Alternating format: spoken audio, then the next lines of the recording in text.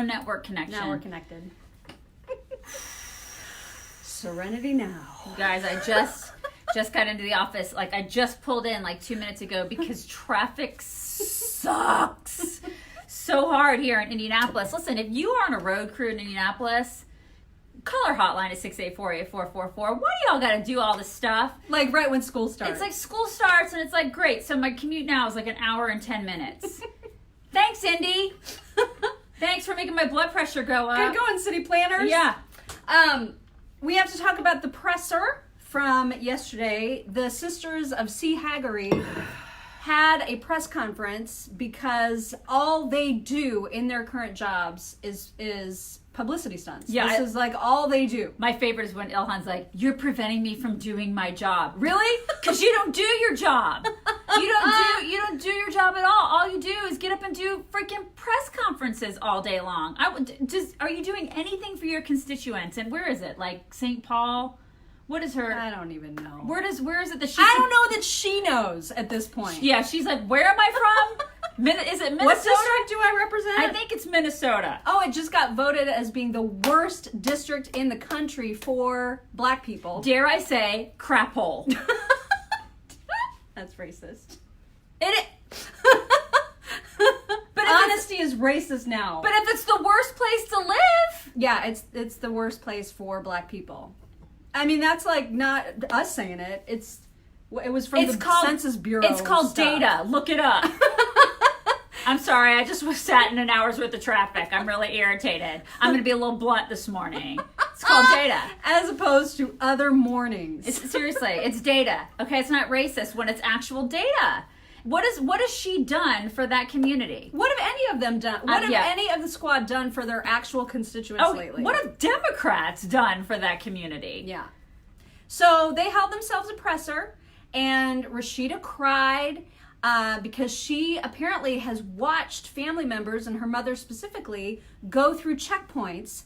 It was amazing how she left out the reason that those checkpoints exist. Yeah, which is because Palestinians kept going over with suicide bombers kept going over and blowing up people at cafes. So they set up checkpoints to make sure that there would be no bombs coming over. That's so inconvenient. So weird how she left that out. So weird that she left that little piece of data out. I mean, why would she omit that? I don't know why Seems she. Like it's kind of important. Why should she talk about that? But no, it was all the crocodile tears about her mama and her city. Her city, which she had no... She was never going to go see her. No. Never going to pick figs with her. Never going to do that. And her grandma, that city, had a whole sheep ready to slaughter. Yeah. Just for the occasion. I feel really good about saving that sheep, y'all.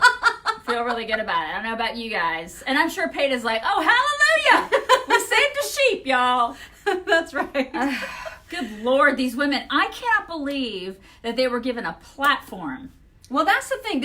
I know you're saying we got to play some of their stuff on our show today, and I just don't want to hear their voices anymore. Listen, we have to play some of the... But we have to because a lot of people didn't watch that garbage, okay? And so that's the whole reason that we're in radio is we have to inform people of what happened because we take one for the team, right? Like, I mean, even you yesterday, I'm like, oh, crap, there's going to be a stupid presser because all these chicks do is pressers. They don't actually work. Yeah. And I texted you and you're like, I'm not watching it. I'm not watching it. This is what she did yesterday. And I'm like, fine, I'll watch it. So I'm sitting in front of the TV and I'm watching. I'm like, I cannot believe that this is happening. And then you texted me and you were like, this is what one of them just said. I was like, I know, I'm watching it. This is what she's like, damn it. I'm sitting in front of the TV and I'm watching it right now. This is what she's doing. I'm so mad. This is the thing. So we're watching this garbage and I'm like, I am in awe that this is happening.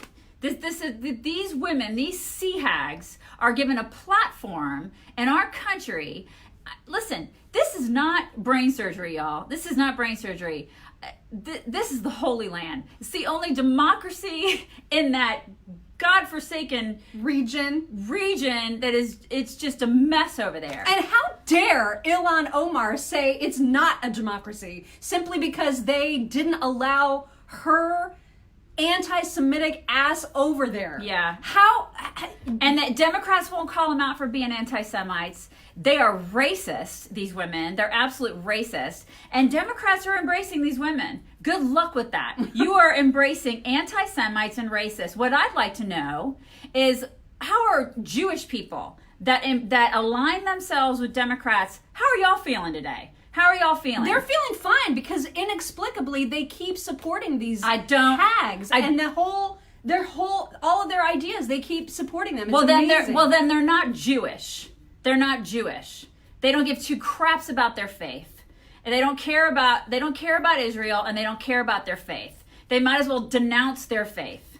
It's unbelievable to me that they keep leaning Democrat. It's incredible. Do you know what is amazing? I don't know if you guys are familiar. We've talked to him on our show before. Dr. Zuhdi Jasser, who is a Muslim American who speaks out against exactly this kind of stuff because he's one of millions of peaceful Muslims who cannot stand these hags and who do believe in Israel's right to exist and cannot and is ashamed that he is the one as a Muslim having to speak out against these complete weirdos who are complaining about their treatment by a country they don't believe should even be here. Yeah, and that's the thing when they say, oh, if they're all going to just happily coexist and Hamas is going to like embrace them, right. I mean, there was one, who was the person that said, because I had some reactions in here. There was one about, so it was a Twitter account that goes by Bonfire Designs. I don't know.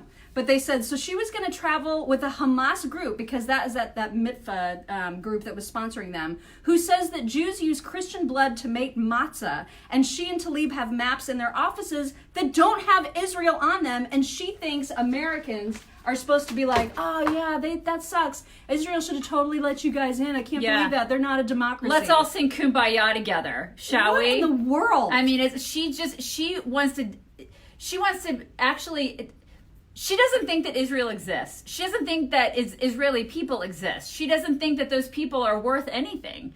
She hates Jewish people. They both do. She hates that. They both hate Jewish people. And there's no way around it. There's no ifs, ands, or buts. They lied. They just got up there and lied about what their intentions were to begin with, because they didn't go with the whole delegation. Mm-hmm. They planned their own special trip through this own terror-sponsoring group. Because she should have gone with, what's his name?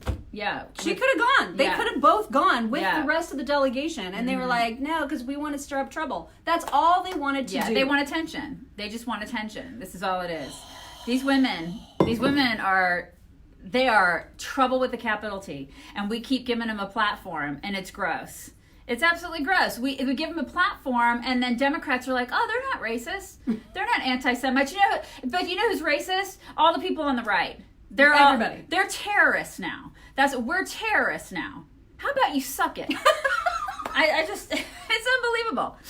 It's unbelievable, because right in front of your face, you're watching two women who want to say that Israel doesn't exist.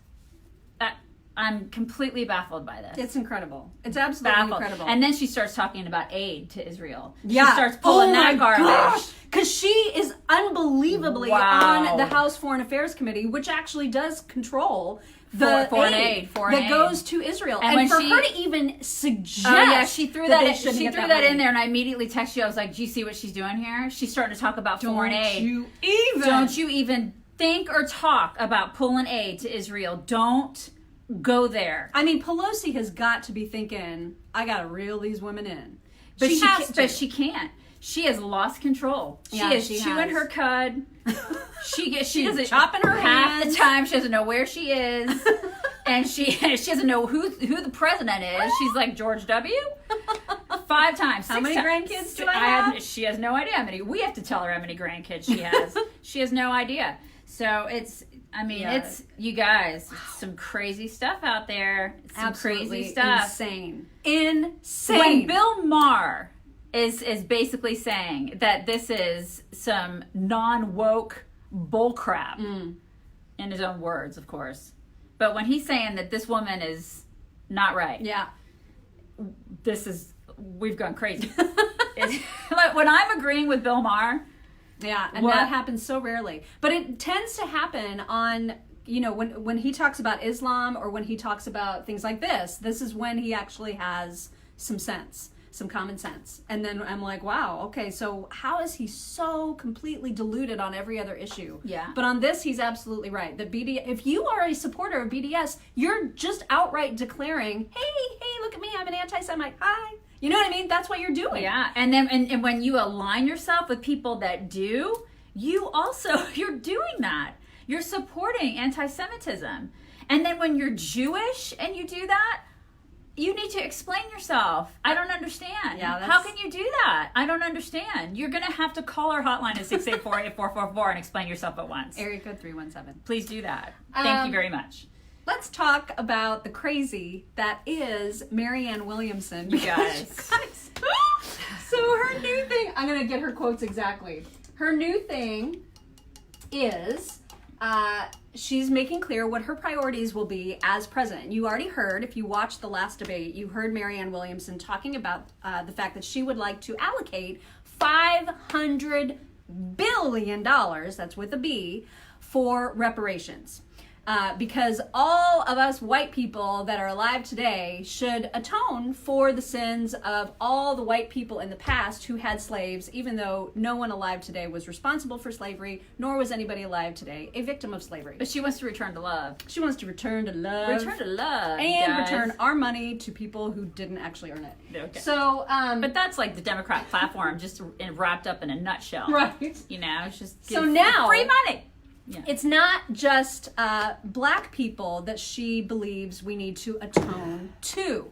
Now, she's very, very worried about Native Americans. And so she was giving a talk yesterday and the day before maybe, and she said if she is elected, the very first thing that she's going to do is remove the portrait of Andrew Jackson from the Oval Office. And then she's going to rescind all the medals of honor from anybody who fought against Native Americans, because we as a country have to atone. What'd you say, heal? I bet you said heal. There was healing. You know there was healing in there. There was all I kinds just of know I healing. can feel that coming. I know. We have to heal, you guys. We have to heal. She's calling for a new era of American history and believes that Andrew Jackson's portrait is one of the greatest insults to Native Americans ever. She is suggesting that we have a year-long reconciliation program. The moon is in the 7th house and Jupiter is aligned with Mars. She wants us to have a year-long reconciliation program with Native Americans somehow. Lost me. You've lost me. And we need to do very important, deep, powerful repair work. She's just gonna light a she's gonna get a sage tree and she's gonna light that crap on fire. She's just gonna burn it. That's what she's gonna do. And on the White House lawn. Our country needs to atone, you guys. We gotta atone. And I guess because along with the 1619 New York Times Project, that and all of these this hyper focus, all of this hyper focus on racism and all of this atonement and all of us needing to feel guilty apparently 24/7. This is just the new thing. This is Democrats' new strategy, and that is that we're supposed to hate our own country. Somebody said that she did too much acid when she was younger. How do you know she's still not doing it? I think it's pretty likely that she's still doing it, because the only way to atone apparently is if we feel bad all the time about any part of our history that made people feel bad. It's crazy. Yeah, it's crazy. And it's a reframing of history. And I don't understand why we're trying to do that. Well, because it's all about fear and guilt. This is like the Democrats' new thing. They can't win on policy because their policies suck monkey balls. So they're all about, you know what?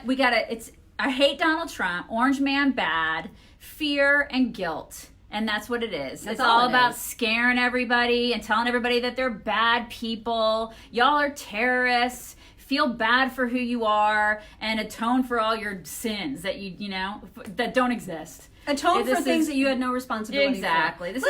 And there was a bunch of people on Twitter who were like, well, what's wrong with recognizing that not all of our history is great? We can do that. That's fine. We've done that since the beginning of time. Of course we have stains on our history. We do that. There's a difference between recognizing them and obsessing over them. Exactly. And that is what Democrats want to do. 24/7. Constantly obsess and focus on the bad. Yeah, and I don't get it. To the point where they hate America. And they won't rest until all of us do. Yeah. Well, and sorry, it's not happening. It's like hating a relationship. It's like being in a relationship and just hating the other person. Right. It's not going to work. I mean, it's that to me is just the most unhealthy, toxic thing that you can do.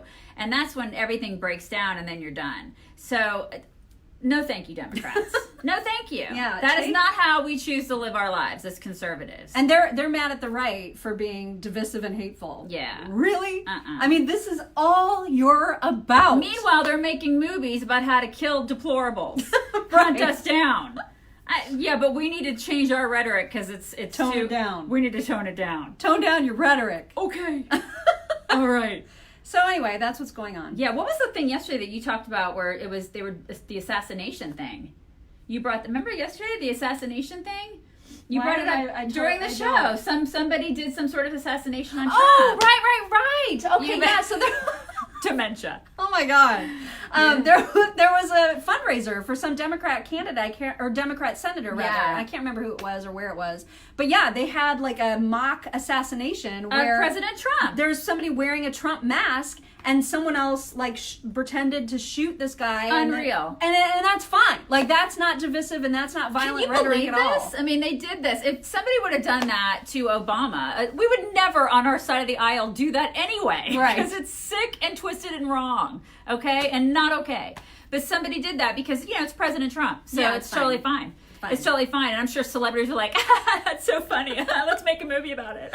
So that senator apologized, but not until after this blew up, right? And he had his photo taken with those people. But I bet you, like probably 3/4 of the people out here listening had never even heard of that. It's not like it's in the media. Oh no! I mean, they're not going to cover it. Of course. Why would they? Why would they? Responsibility. Why would they cover that?